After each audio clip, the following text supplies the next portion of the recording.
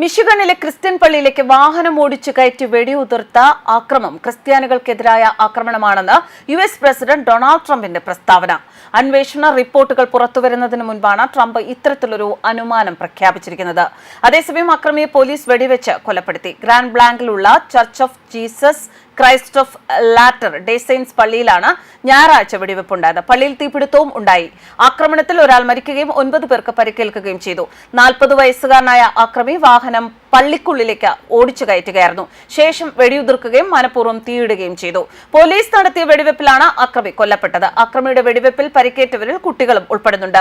പരിക്കേറ്റ ചിലരുടെ നില ഗുരുതരമാണ്. ബർട്ടണിൽ നിന്നുള്ള 40 വയസ്സുകാരനാണ് ആക്രമി എന്ന് പോലീസ് തിരിച്ചറിഞ്ഞിട്ടുണ്ട്. അക്രമി തന്റെ വാഹനം പള്ളിയുടെ മുൻവാതിലുകളിലൂടെ ഓടിച്ചു കയറ്റി. തുടർന്ന് അയാൾ വാഹനത്തിൽ നിന്ന് പുറത്തിറങ്ങി. പള്ളിയിലുണ്ടായിരുന്ന ആളുകൾക്ക് നേരെ നിരവധി തവണ വെടിയുതിർത്തു. വെടിവെപ്പിന് ശേഷം ആക്രമി മനഃപൂർവ്വം തീയിടുകയായിരുന്നുവെന്ന് പോലീസ് പറഞ്ഞു. തീപിടുത്തത്തിൽ പള്ളി പൂർണ്ണമായും കത്തിനശിച്ചു.